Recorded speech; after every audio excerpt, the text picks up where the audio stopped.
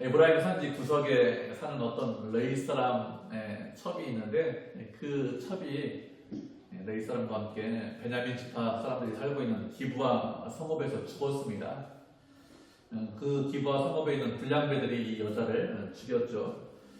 그것으로 인해서 결국에는 이스라엘 자손들과 베냐민 자손들이 전쟁을 했는데 서로가 서로를 죽이는 그런 내전을 하게 되었습니다. 이런 내전 때문에 베냐민 자손들 한 지파니까 11지파와 싸웠기 때문에 다 죽고 남자만 600명이 남게 되었습니다. 이렇게 남자만 600명이 남으니까 이스라엘 자손들 가운데 한 지파가 없어지게 생겼죠. 그런데 이스라엘 총회는 모여서 무엇을 결정했는가 하면 그 사람들에게 딸들을 주지 않겠다, 그들과 결혼하지 않겠다 이렇게 맹세를 했습니다. 이 맹세를 하는 사람들, 이렇게 맹세했기 때문에 딸을 주지 못한다 이렇게 한 사람들이 방안을 냈는데 모여서 낸 방안이 무엇인가 하면 베냐민 지파 사람들과 전쟁할 때 올라오지 않은 사람들이 누구냐, 이런 사람들을 찾고 있는 거예요. 이 사람들을 찾는 이유가 무엇인가 하면 이들을 다 진멸시키고 그 중에서 남자를 알지 못하는 여자를 찾아내서 그 여자들만 베냐민 자손들의 아내로 주기 위해서 이렇게 누가 올라오지 않았냐 이렇게 다 개수를 했습니다. 다 개수해보니까 베냐민 지파와 좀 연관이 있는 관계가 깊은 그런 길랏 야베스 사람들이 전쟁할 때 아무도 올라오지 않았다는 것을 알고 길랏 야베스에 사람을 보내서 남자와 여자와 모든 사람들, 아이들을 다 죽이고 누구만 남겼느냐, 남자를 알지 못하는 젊은 여자들만 남겼습니다. 이스라엘 청년은 아주 이상한 해법을 내놓고 있죠. 베냐민 지파가 다 죽고 남자만 600명만 남은 이유가 무엇인가 하면 이들이 악하기 때문에 이렇게 된 것입니다. 베냐민 지파는 그 자손들은 죄와 악을 옹호하지 않아야 되는데 죄와 악을 옹호했습니다. 자신이 잘 알고 있는 사람들이죠. 자신하고 가까운 사람들, 이런 사람들의 잘못에 대해서 모른 체하고 그리고 그 문제에 대해서 그래 너희가 괜찮다 뭐 이런 식으로 옹호를 했습니다. 나머지 이스라엘 자손들도 마찬가지입니다. 죄와 악을 식별하겠다 이렇게 생각해서 베냐민 자손과 전쟁을 했는데 수많은 사람들 2만 명 이상이 죽었습니다. 이렇게 전쟁을 해서 수만 명이 죽어야 되는 그런 상황이 아니죠. 그런 일이 아닙니다. 그런데 그렇게 해서 공의와 정의를 내세우면서 수많은 사람들을 죽였습니다. 그리고 길랏 야베스에 사는 사람들, 전쟁에 참여하지 않았다고 하면서 또 이 사람들도 다 죽였습니다. 문제를 해결하려고 하는데 아주 엉뚱한 방법으로 점점 이상한 쪽으로 문제를 해결하려고 하고 있습니다. 우리가 생각하면 이런 일이 있으면 안 될 것 같은데 이런 식으로 문제를 해결하고 있죠. 우리가 말씀한 것을 살펴보도록 하겠습니다. 갈라디아서 6장 7절 8절입니다. 신약성경 308페이지네요. 갈라디아서 6장 7절 8절. 신약성경 308페이지. 두 절이니까 우리 한 목소리로 읽겠습니다. 갈라디아서 6장 7절 8절 신약성경입니다. 구약이 앞에 있고 신약이 뒤에 있던 신약성경 308페이지 제 성경으로 갈라디아서 6장 7절 8절입니다. 찾으셨죠? 우리 한 목소리로 읽겠습니다. 시작. 스스로 속이지 말라. 하나님은 업신여김을 받지 아니하시나니 사람이 무엇을 심든지 그대로 거두리라. 자기 육체를 위하여 심는 자는 육체로부터 썩어질 것을 거두고 성령을 위하여 심는 자는 성령으로부터 영생을 거두리라. 아멘. 바울이 성도들에게 권면하는데 스스로 속이지 말라 이렇게 말씀하셨습니다. 다른 사람이 나를 속입니다. 고의로 일부러 속여요. 그럼 어떻게 되죠? 그러면 상당히 안 좋습니다. 상대방이 나를 속이면 감정이 상당히 상해요. 또 그런 일을 그 사람에게 여러 번 당하면 그 상대와 어떤 일을 같이 하겠다 이런 마음이 전혀 들지 않죠. 그 사람하고 같이 있는 것이 싫습니다. 혹시 그 사람하고 어떤 일을 같이 하면 상당히 조심합니다. 또 나를 속이는 거 아닐까? 또 거짓말하는 거 아닐까? 이렇게 하면서 상당히 조심합니다. 그런데 자기 자신에게 속으면 이렇게 생각하잖아요. 우리 마음은 부패했습니다. 그래서 우리가 다른 사람에게 속는 것이 아니라 자기가 자기 자신에게 속을 수 있습니다. 자기 자신을 속이죠. 악한 일을 하고도 뭐라고 합니까? 그때 그렇게 하는 것이 최선이지. 누구나 다 그렇게 하지. 뭐 이렇게 하면서 좀 합리화합니다. 내가 좀 피곤해서 아니면 뭐 그 정도 했으면 노력한 거지, 열심히 한 거지. 누구나 다 그 정도밖에 하지 않잖아. 이렇게 하거나 아니면 다른 사람 때문에 저 사람 때문에 그런 거야 이렇게 변명하죠. 베냐민 지파가 악한 자들만 내줘서도 우리가 전쟁하지 않았는데 악한 자들 안 내줘서 그런 거야. 이스라엘 자손들이 좀 너그럽게만 대해도 우리가 전쟁하려고 하지 않았는데 악하게 너그럽게 대하지 않아서 그래서 전쟁한 거야. 이렇게 하면서 내 잘못이 아니라 다른 사람의 책임이라고 하면서 자신의 악한 말이나 행동 이런 것들을 자꾸 합리화하려고 합니다. 이렇게 하는 것은 자기가 자기 자신을 속이는 거고 그렇게 하면서 스스로 속아 넘어갑니다. 그렇게 속아 넘어가면 그건 별로 기분 나쁘게 생각하잖아요. 다른 사람이 나를 속이는 것은 기분 나쁘게 생각하는데 그런데 가장 많이 속는 게 뭐냐? 자기가 자기에게 가장 많이 속습니다. 그래서 어떤 일에 대해서 합리화하고 정당화하려고 하죠. 그렇지만 하나님은 이런 자신의 합리화, 물론 우리의 자신의 인간의 합리화, 정당화 이런 것에 대해서 속지 않으십니다. 우리는 어떤 일에 대해서 변명할 수 있어요. 그렇지만 하나님을 속일 수는 없죠. 하나님께서 우리의 모든 것을 다 알고 계십니다. 그래서 무엇이라고 말씀하셨는가 하면 사람이 무엇으로 심든지 그대로 거둔다 이렇게 말씀하셨습니다. 육체를 위해서 심으면 어떻게 한다고요? 썩어질 것을 거둔다 이렇게 말씀하셨어요. 영생을 위해서 심으면 성령을 심으면 영생을 거둔다, 영원한 것을 거둔다 이렇게 말씀하셨습니다. 육체로 심고 육적인 것을 심고 우리가 영원한 것을 거두려고 하면 그건 어리석은 것이죠. 반대로 영적인 것을 심고 내가 육적인 것을 거두려고 하겠다 그것도 어리석은 것입니다. 하나님께서 속지 않으세요. 여러분 우리가 스스로는 속일 수 있지만 하나님께서 속지 않으십니다. 그렇게 못하시게 하십니다. 심은 대로 거두는 것 그것이 하나님께서 말씀하시는 일반적인 법칙입니다. 이스라엘 백성들은 자신들은 아무런 죄가 없고 잘못이 없는 것처럼 자신들의 행동에 대해서는 다르다, 합리적이다 뭐 이렇게 생각을 하고 있는 거예요. 아무런 잘못도 하지 않았기 때문에 전쟁하러 올라오지 않은 사람들, 길을 야베스 사람들 다 죽여야 한다 이렇게 말을 하고 있는데 잘 생각해 보면 우리도 이런 마음이 있죠. 죽여야 함께 하지 않는데 죽여야 돼 이렇게 우리가 얼마나 악한지 인간이 얼마나 악한지 뭐 이렇게 잘 보여주고 있습니다. 길란 야베스 사람들을 다 죽이고 남들을 알지 못하는 여자 400명을 실로로 데려왔습니다. 이렇게 한 이후에 13절을 보면 온 회종이 림몬 바위에 있는 베냐민 자손에게 사람을 보내서 평화를 공포했습니다. 평화를 공포했다는 것은 더 이상 전쟁하지 않겠다는 거죠. 림몬 바위에 600명이 남아있는데 그 600명 남아있는 베냐민 자손들 그 사람들을 이스라엘의 공동체 이론으로 받아들이겠다 이런 뜻입니다. 더 이상 전쟁하지 않겠다. 평화를 공포하자 그 말을 믿고 베냐민 자손들이 돌아왔습니다. 돌아와서 보니까 어떻게 되겠죠? 모든 가족들이 다 죽었습니다. 부모 형제들 다 죽고 자기 자신만 남았다는 것을 알게 되었습니다. 이렇게 600명만 남아있기 때문에 이 지파를 보존하기 위해서는 가정을 만들어 줘야 됩니다. 그래서 길란 야베스에서 잡아온 사람들 400명을 그들에게 주었습니다. 그래도 200명이 모자르죠. 200명이 더 있어야 그래야 나머지 사람들이 완전한 가정을 이룰 수 있습니다. 이렇게 사람 수가 부족합니다. 사람 수가 부족한데 어떻게 될까요? 평화를 공포했기 때문에 이제 딸들을 베냐민 자손에게 주면 됩니다. 전쟁이 끝나고 이제 평화다 이렇게 이야기했기 때문에 이제 과거의 상태로 그냥 돌아가면 됩니다. 과거에는 그렇게 베냐민 자손들과 결혼하고 왕래했기 때문에 지금도 그렇게 해도 아무런 문제 없죠.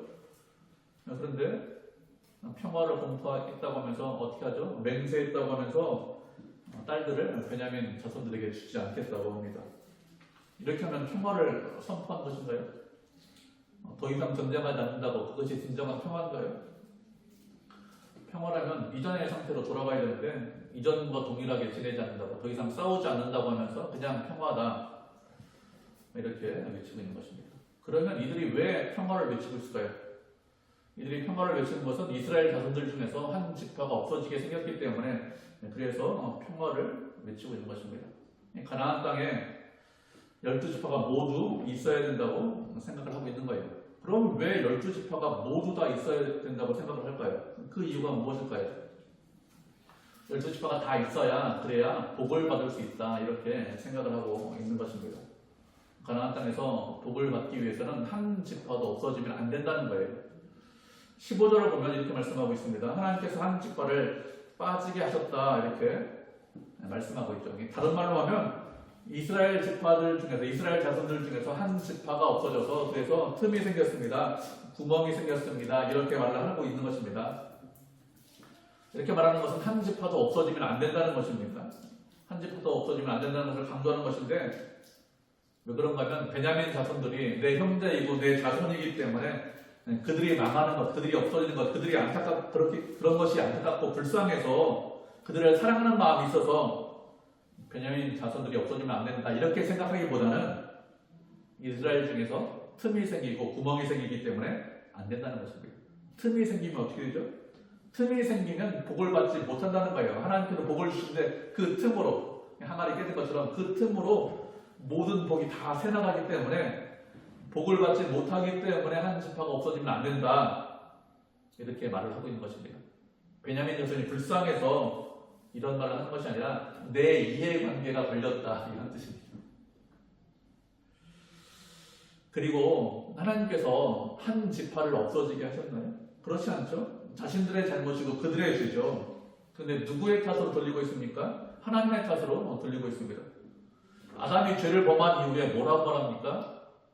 하나님께서 하와를 주셨기 때문에 제가 그 주신 하와 때문에 죄를 범했습니다. 하나님 탓으로 자신의 잘못, 자신의 죄를 돌리고 있습니다. 지금도 동일하죠? 여러분 안 좋은 일이 생기면 어떻게 합니까? 다른 사람 탓으로 돌리는 경우가 많아요. 더 심하면 하나님의 탓으로 돌립니다. 마치 하나님께서 무엇인가 잘못하셨기 때문에 무엇인가 안 주시고 무엇인가 부족하시기 때문에 내가 이런 악한 일을 했습니다. 종종 이렇게 말을 하는 사람들이 많은데 잘 생각해 보셔야 됩니다. 잘못된 생각입니다. 스스로를 속이고 있는 거예요.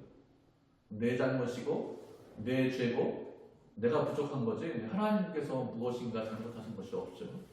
하나님의 뜻은 무엇이죠? 하나님의 뜻은 죄인을 죽이는 것이 하나님의 뜻이 아니고 죄인이 회개하고 돌이키는 것이 하나님의 뜻입니다. 잘 생각하셔야 돼요. 죄인이 회개하고 돌이키는 것이 하나님의 뜻입니다. 우리가 말씀한 것을 보도록 하겠습니다. 에스겔 33장 7절부터 11절까지입니다.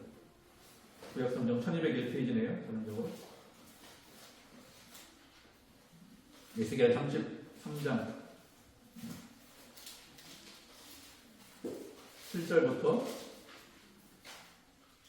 11절까지 한 절씩 교독하고 마지막 합독하도록 하겠습니다. 구약성경 1200페이지, 1200페이지 왔다 갔다 이게 성경마다 조금씩 다르기 때문에 제 성경 1201페이지입니다. 한 절씩 교독하도록 하겠습니다.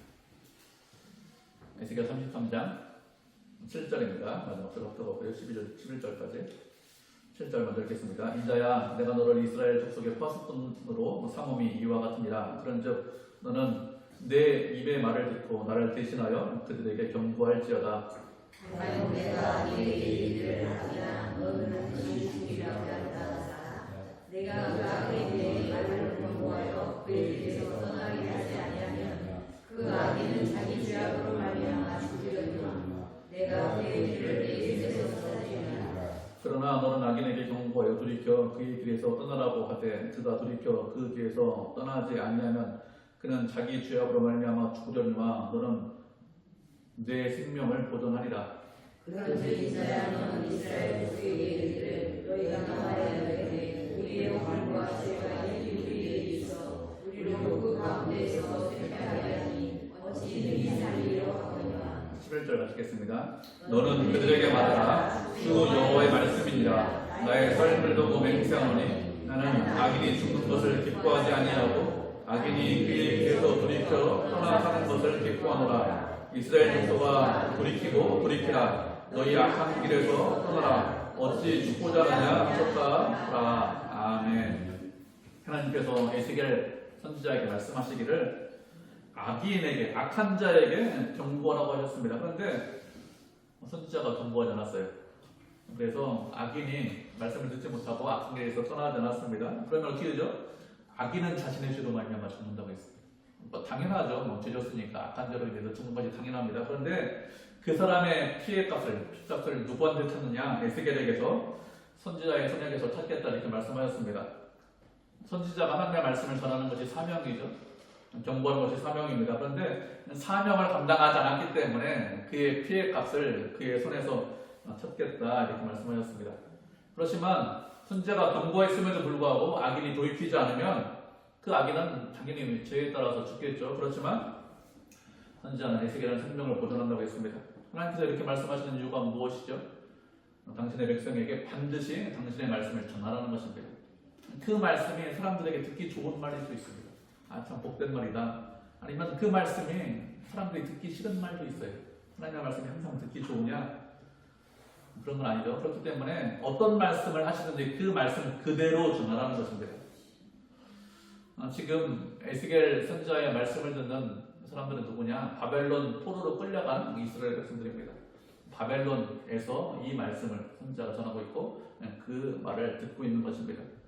그들이 하는 말이 무엇이냐? 그들은 죄와 허물 때문에 완전히 죽었다 이렇게 말을 하고 있습니다. 나라가 완전히 망하고 포로로 끌려가고 그리고 많은 사람들이 죽었기 때문에 이제 우리가 완전히 쇠퇴했는데 어떻게 살 수 있겠느냐 뭐 이런 생각을 갖고 있는 거예요.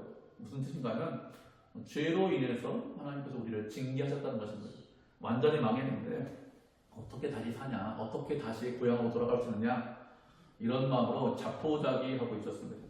하나님께서 벌을 내리셨기 때문에 아무런 소망이 없다는 것이죠. 이렇게 포기하고 그냥 어쩔 수 없이 하루하루 살고 있는데 그런 당신의 백성에게 하신 말씀이 무엇이죠? 하나님께서는 악인이 죽는 것을 원하시지 않으시고 악인이 돌이켜서 다시 사는 것을 기뻐하신다고 했습니다. 그러면서 당신의 백성들에게 하시는 말씀이 그 길에서 돌이키고 돌이키라고 말씀하셨습니다. 지금 가고 있는 그 길에서 돌이키라는 거예요. 하나님께서 하시는 말씀이 무엇이죠? 이스라엘 백성들은 완전히 망했다. 우리 포기하고 있다. 더 이상 회복하지 못한다. 이렇게 하면서 아무런 일도 하지 않고 있는데 그런데 하나님께서 무엇이라고 말씀하고 있습니까? 하나님께서 말씀하시는 것은 그 길에서 돌이키라는 것입니다. 어느 누구도 회복시키지 못하고 어느 누구도 돌이키지 못하는데 그런데 누가 그렇게 할 수 있느냐? 하나님도 우리를 포기하셨다. 이렇게 말을 하고 있는 겁니다. 하나님께서 우리에게 고난과 어려움을 주시는데 고난과 어려움을 주신 이유가 무엇일까요? 주님께 돌아오기를 원해서 고난과 어려움을 허락하시는 것입니다. 하나님께서 일부러 고난과 어려움을 허락하셨다는 거예요. 일부러 그런 환경 가운데 들어가게 하셨다는 것입니다. 그래서 어떻게 됩니까? 고난과 어려움을 만나면 깨닫고 돌이키라는 거예요. 돌이키는 것이 하나님의 뜻입니다. 그렇지 않으면 악한 거죠. 무엇이 악한 것일까요? 낙심하는 것이 악한 것입니다. 상황과 환경을 바라보면서 하나님께서 나를 외면하신다, 나를 모른 척하신다, 내 기도를 듣지 않으신다 그런 어려운 가운데 있는데 낙심하는데 그것이 악한 것입니다. 낙심하면 어떻게 될까요? 낙심해 보셨죠? 낙심하면 그 다음부터는 이래도 되고 뭐 저래도 되고 이래도 안 되고 저렇게도 안 되는데 그냥 될 대로 되라 이렇게 하면서 막 살려고 합니다. 그게 죄입니다. 하나님께서 이스라엘 백성들을 바벨론 포로에서 당신의 그들의 고향으로 돌려보냈습니다. 그들은 70년 만에 돌아왔습니다. 이런 일이 역사적으로 없었죠. 어느 누구도 이런 일이 있을 것이다 이렇게 알고 있는 사람이 아무도 없었습니다. 그런데 하나님께서 이미 선지자들을 통해서 말씀하셨어요. 바벨론 포로로 끌려가기 150년 전부터 선지자를 통해서 바벨론 포로로 끌려갈 것이다. 그리고 70년 만에 풀려날 것이다. 이사야를 통해서 말씀하시고 그리고 그 이후에 예레미야를 통해서 말씀하셨습니다. 그래서 그 말씀대로 어떻게 됐죠? 이루어졌습니다. 하나님께서 말씀하시면 그 말씀대로 반드시 이루어집니다. 그런데 그런 하나님의 말씀을 믿지 못하고 지금 어려운 가운데 있다고 고난 가운데 있다고 포기하고 낙심하는 것 그게 죄죠. 포기하고 낙심하는 것은 하나님께서 원하시는 것이 무엇인지 알지 못하는 것입니다. 하나님께서 원하시는 것은 죄인이 죽는 것을 원하시지 않는다고 했어요. 죄인이 죽는 것이 아니라 돌이켜서 주님 앞으로 돌아오는 것 그게 하나님의 뜻입니다. 우리가 돌이키기를 원하고 있습니다. 주님께서 무엇을 원하시는지 알고 계셔야 됩니다. 주님이 원하시는 것이 무엇인지 알고 있어야 이상한 방향으로 이상한 생각, 잘못된 방향으로 가지 않습니다. 이스라엘 백성들은 하나님의 뜻을 알지 못했습니다. 그래서 무엇이라고 하죠? 하나님께서 당신의 백성을 빠지게 했습니다. 베냐민 자손들을 빠지게 했습니다. 이렇게 말을 하고 있죠. 하나님의 뜻은 그것이 아니라고 했습니다. 악인을 죽이는 것이 하나님의 뜻이 아니라 악인이 돌이키는 것이 돌아오는 것이 하나님의 뜻입니다. 하나님의 뜻을 모르니까 엉뚱한 방향으로 이상한 짓을 하고 있는 거예요. 우리도 마찬가지입니다. 우리가 망하는 게 하나님의 뜻이 아닙니다. 그럼 잘 생각하셔야 돼요. 내가 지금 어려운데, 힘든데, 고난 가운데 있는데 망하게 하시려고, 우리를 완전히 진멸하려고, 우리가 악하니까, 거룩하지 못하니까 그렇게 하려고 하나님께서 우리에게 고난과 어려움을 허락하시는 것일까요? 그렇지 않죠. 주님 앞에 돌아오라고, 주님과 동행하고 기쁨과 즐거움을 회복하라고, 그래서 주님께서 고난 중에 어려움 가운데 있게 하시는 것입니다.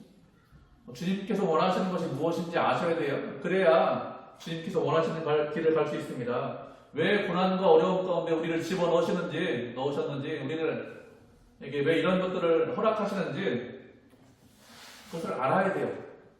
회복하기를 원하십니다. 돌이키기를 원하신다니까요. 죄인이 악인이 살기를 원하십니다.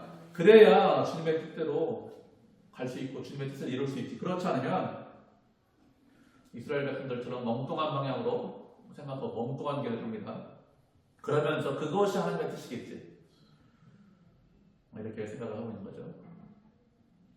하나님께서 원하시는 것이 무엇인지 분명하게 하셔야 됩니다. 이렇게 베냐민 자손들과 화해를 하고 길앗 야베스 출신들 여자들을 아내로 주었지만 그래도 200명이 모자라요. 300명밖에 못 줬기 때문에. 그래서 이스라엘 장로들이 어떻게 합니까? 여전히 맹세했기 때문에 우리의 딸들을 아내로 줄 수 없다, 이렇게 말을 하고 있습니다. 맹세한 것을 끝까지 지키겠다, 이렇게 이야기하고 있죠. 맹세를 끝까지 지키는 것이 아니라 하나님의 말씀을 끝까지 지키겠습니다, 이렇게 생각했으면 아예 악한 일이 안 일어났겠죠. 하나님의 말씀을 끝까지 지켜야겠습니다. 지켜야 합니다. 이런 마음을 얻고 내가 맹세한 것은 끝까지 지키겠습니다. 하나님의 말씀보다 맹세, 내 약속, 내 말이 더 중요하다, 이렇게 생각하는 거죠. 내 신념, 내 생각, 이게 더 중요합니까? 그렇지 않죠. 그래서 맹세가 더 중요해서 한 일이 무엇이죠? 매년마다 여호와의 명절이 있는데 그 명절을 지키기 위해서 여자들이 실로에 올라와서 춤을 추는데 베냐민 자손이 포도원에 숨어 있다가 춤추러 오는 여자들을 붙들어서, 한 사람을 붙들어서 아내로 삼아라, 이렇게 이야기하고 있습니다. 이렇게 하는 것은 여자를 납치하는 거죠. 출애굽기 말씀에 보면 사람을 납치하면 그 사람을 팔았든지 아니면 그 사람을 팔지 않고 자기 수하에 두었든지 어떤 경우든지 그 사람을 죽이라고 했어요. 그게 하나님의 율법입니다. 고대시대에 사람을 납치하는 이유가 무엇이냐? 노예로 팔기 위해서 납치하거나 노예로 부리기 위해서 납치하는 거죠. 물론 이 경우는 노예로 부리기 위해서 납치하는 것은 아니죠. 그렇지만 납치당한 여자들 어떻게 살까요? 하나님께 예배드리기 위해서 실로에 왔는데 그냥 갑자기 납치당해서 원하지 않는 결혼을 했습니다. 그렇게 되면 그 가정이 정상적인 가정이 됩니까? 정상적인 가정이라고 말하기 어렵겠죠. 또 여자가 자신의 집으로 가겠다, 이렇게 이야기하죠. 난 도망갈 거야, 이렇게 마음 먹으면 여자 도망 못 가도록, 아내 도망 못 가도록 남자가 늘 감시하고 있어야 됩니다. 정상적인 누굴까요? 이런 악한 일들이 일어나겠죠. 그런데 어떻게 하고 있습니까? 베냐민 자손들에게 아내를 만들어 줘야 되니까 그래도 젊은 여자를 납치해라, 이렇게 이야기하고 있습니다. 이렇게 하는 것은 정상적으로 문제를 해결하는 것이 아니죠. 베냐민 자손들 아내가 없기 때문에 아내를 만들어 줘야 됩니다. 그렇지만 그 일을 억지로 강제로 하지 않아야 돼요. 베냐민 지파 사람들이 아내가 없다고 이런 식으로 강제로 억지로 문제를 해결하려고 하면 그러면 또 다른 문제가 일어나게 되어 있습니다. 사람은 자신이 부족한 것이 보입니다. 연약한 것이 보입니다. 그럼 어떻게 하죠? 부족한 것을 채우려고 합니다. 연약한 것을 강하게 만들려고 하는 게 사람의 본능이에요. 부족한 것이 보이는데, 연약한 것이 보이는데 안 채우겠다, 그냥 두겠다, 이렇게 생각하는 사람 있습니까? 그런 사람 거의 없어요. 부족한 것을 채우려고 하고 연약한 것을 강하게 만들려고 하는 것, 그것 자체는 죄가 아닙니다. 열심히 노력해서 채우고 강하게 만들어야 됩니다. 그렇지만 그런 일을 할 때 선한 방법으로 그 일을 하셔야 됩니다. 지금처럼 악한 방법으로 그 일을 하는 것은 하나님께서 원하시는 것이 아니죠. 악한 방법으로 그 일을 하면 언제나 부작용이 있습니다. 계속 죄가 그 안에 머물러 있습니다. 그렇기 때문에 악한 방법으로 그 일을 하지 않으셔야 됩니다. 일을 이루는 것이 목표가 아니어야 됩니다. 과정이 어떻게 되든지 그냥 일만 이루면 성취하면 된다, 그게 아닙니다. 하나님께서 원하시는 것이 그런 것이 아니에요. 우리가 말씀 한 구절 보도록 하겠습니다. 로마서 6장 1절 2절입니다. 신약성경 245페이지네요. 로마서 6장 1절 2절.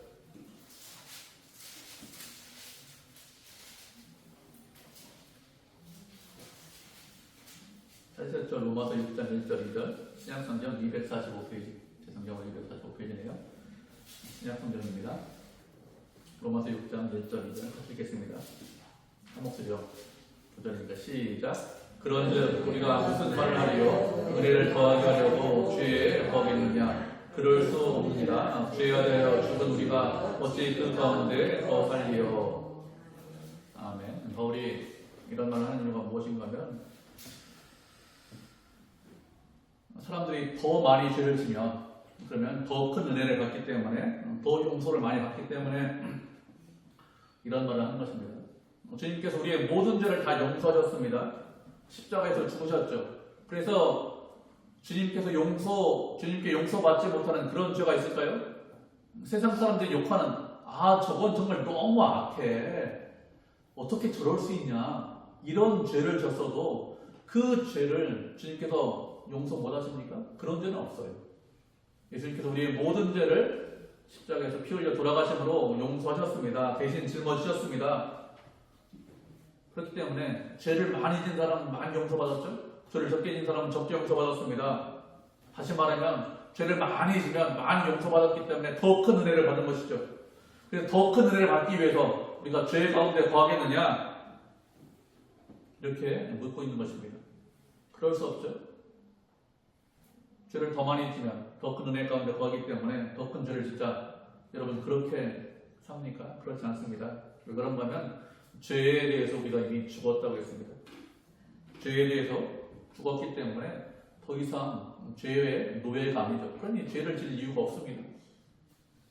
우리가 부족한 것들, 연약한 것들을 채우려고 강하게 하려고 하는 것 잘못된 것이 아니라고 했습니다. 그런데 정상적인 방법이 아닌 이상한 방법, 엉뚱한 방법으로 자신의 부족과 연약을 채우려고 하는 것은 하나님께서 원하시는 것이 아니죠.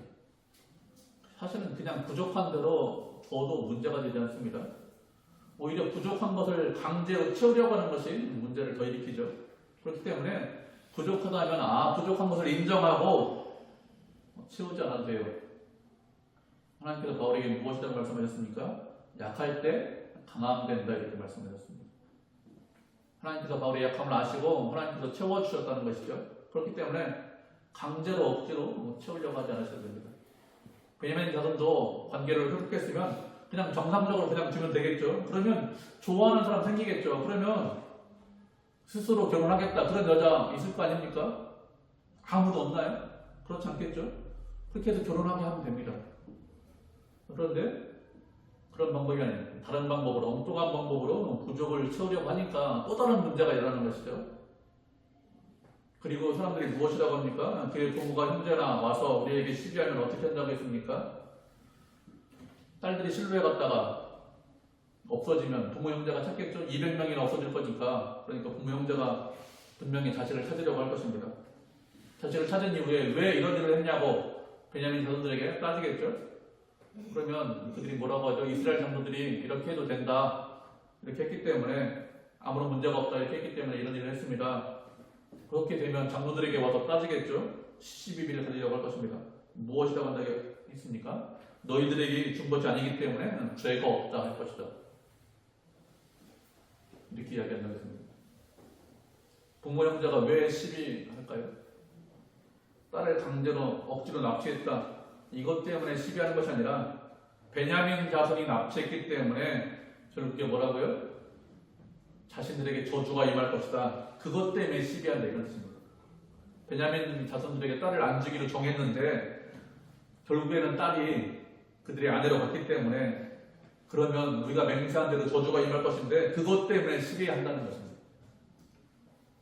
납치당한 여자가 어떻게 삶을 살고 있느냐, 고민이 무엇이냐, 어려움이 무엇이냐 이런 것은 전혀 관심이 없어요.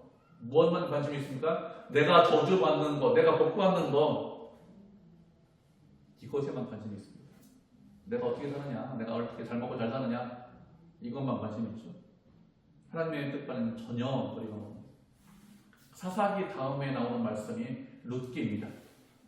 룻기도 사사가 배경이에요. 사사시대가 배경입니다. 나오미 남편이 죽죠. 두 아들이 있었는데 두 아들이 죽습니다. 그리고 남은 것은 그 나오미, 나이 많은 나오미와 그 며느리 룻이 나오는데 그 나오미와 룻을 하나님께서 얼마나 사랑하시는지 얼마나 위하시는지 그것을 말씀하시는 것이 룻기죠. 세상 사람들이 관심이 없어요. 돌보지 않습니다. 그 여자들 과부 2명 어떻게 돼도 크게 문제 삼지 않습니다. 그런데 그렇게 힘없고 약한 여자를 끝까지 책임지시고 사랑하시는 분이 하나님이십니다. 이렇게 하나님께서는 한 개인의 삶을 아주 소중하게 생각하세요.